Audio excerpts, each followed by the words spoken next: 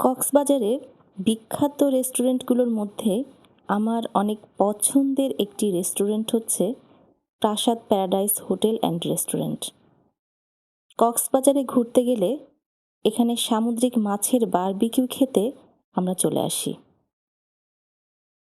তো প্রথমেই আমি দ্বিতীয় তলার অংশটা দেখাচ্ছি। রেস্টুরেন্টের ভেতরটা অনেক সুন্দর, লাইটস দিয়ে ডেকোরেশন করা।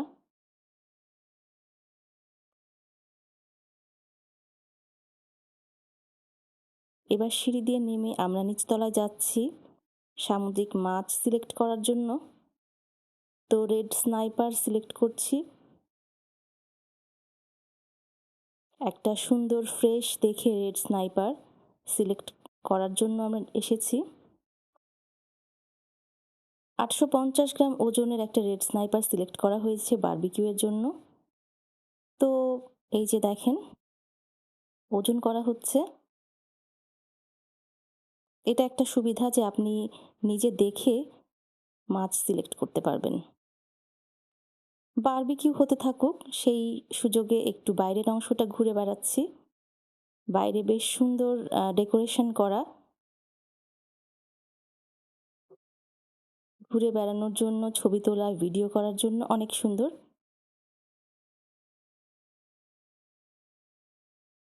আসলে কোথাও বেড়াতে গেলে আ কোন জিনিসটা কোথায় ভালো পাওয়া যাবে, এটা কিন্তু জানাটা অনেক জরুরি।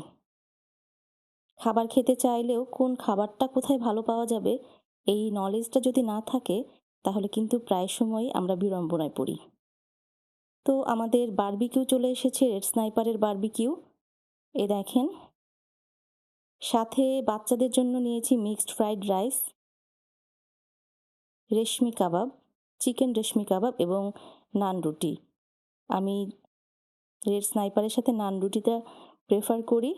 তো সাথে ২ রকমের চাটনি এবং সালাদ ছিল। এখানকার রেড স্নাইপারের কথা যদি বলি, আমি আসলে এত ভালো, এত মজাদার রেড স্নাইপারের বারবিকিউ এর আগে কখনো কোথাও খাইনি। এবং যতবারই এখানে খেয়েছি, ততবারই আমার কাছে অনেক ভালো লেগেছে।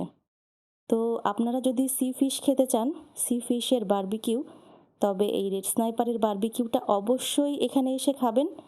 কথা দিচ্ছি ভালো লাগবে। তো আমি আর ভিডিওটা লং করছি না।